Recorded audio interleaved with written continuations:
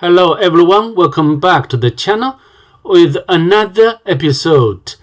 In today's video, we are going to demonstrate server-side includes injection, also known as SSI injection using bWAPP. And you will learn what SSI injection is and how this vulnerability works and how to exploit it. Before we go ahead, if you don't mind, please subscribe to my channel and give this video a thumbs up. It really helps the channel grow. So now, let's get started. So the first question is what SSI is. SSI stands for server-side includes. This is a simple interpreted server-side scripting language used almost exclusively for the websites. It's most useful for including the content of one or more files into a web page or web server, using its include directory. And this one is directives for Apache, and different web server has different directories. Okay, for example, we can this directive can get the date, the current date, and also something like even can execute commands or include standard footer. Okay, but the most dangerous part is this vulnerability allows to execute commands. Okay? Yes, like this one. Actually, you can run any commands like reverse shell. Okay? So basically, the directive tells the server, the web server, to display the command, not a command, like this one, the output of the commands, or like a local time. Okay, enough talk, let's move into bWAPP. Okay, and so we can access bWAPP, and so here we can supply username and password to log in. And the module, the current level is low, and we can select this bug server-side includes injection and the hack. So here we can, what's your IP address? We can provide user the name information like JSON1 and lookup. So here we can get the IP address. So it looks like there is something running at the background or back end, because this is the dynamic content generated by the server. Okay. So now, before we go ahead, let's understand the vulnerable code of this application. Let me go to bbox, and we can cut out this SSI PHP.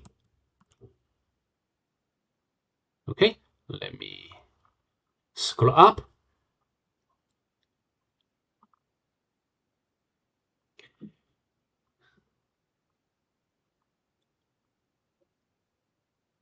I think this should be, should be the most dangerous part of the code. Okay, so here this is to build the line and the hello and concatenate first name, what user surprise, and then concatenate last name and IP address. So here this is some sort of directives. So why we can get IP address of my machine is because of this directory. Okay, and this line will be written into this file. Okay, SSII.shtml. So if we know on the server shtml file exists, and this is a very obvious indicator possibly this application is vulnerable to SSI injection vulnerability. Okay, just as I said, HTML files are passed by the web server for SSI directives. So, just now we input normal first name and last name, and the name will be displayed on the page. And also we know there is some sort of directives involved. So how about we put, as the IP address, remote IP address, the first name and the last name information will also be written into HTML file. So possibly we can put some payload, like we can get from here. We can try to run, this one directly. We can copy and put them here and put anything, look up. You see, the current date time has been retrieved and displayed on the page. If you want, you also can put the payload here. It doesn't matter. Or you can put, the payload to both fields. Look up, and then we can get, the duplicate data time information. Okay, so now we can, this is not so useful. However, just you can see over here, the directory SSI directives can allow executing command. Yes, this one I can copy from here.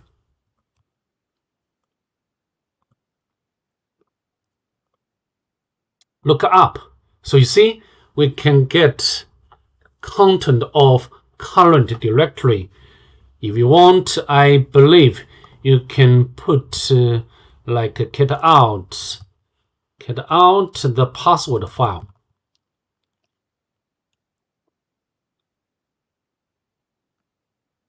Okay, here, look up. You see, we successfully retrieved content of password file. If you want, you can run reverse shell command as well, but I'm not going to do that. So now let's escalate security level to medium, and to see what will happen, we can paste the same command here and look up. Unfortunately, this time the command ls was not executed as before. So this means possibly there should be some sort of filter in place.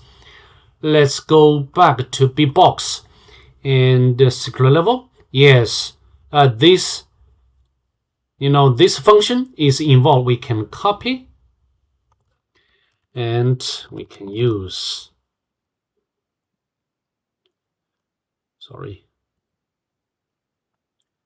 and function.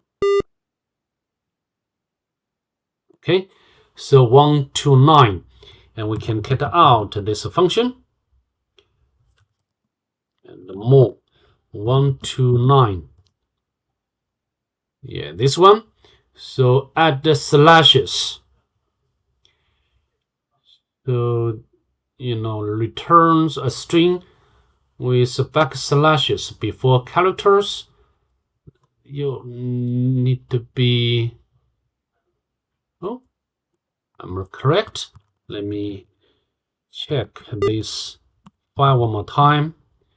So secret level.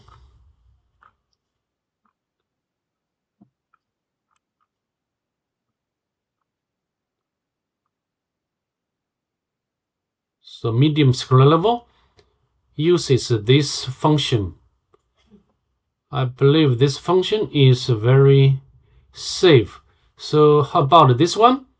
We can cat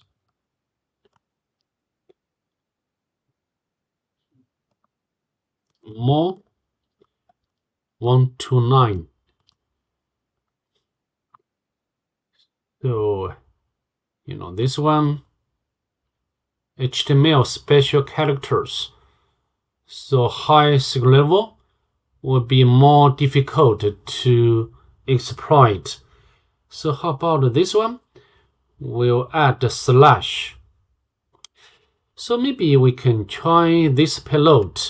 I'm not sure whether this can work or not. We can copy from here and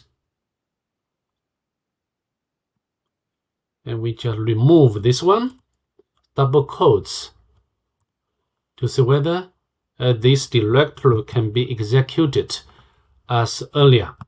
Okay, good. So it's not necessary to use double quotes. The command ls can be executed as low secret level, as we did for the low secret level. And just as said, I don't think we can perform server-side includes injection for high secret level. Okay? With that being said, that's pretty much it. I'd like to see you in the next one. Bye. Have a good day, please.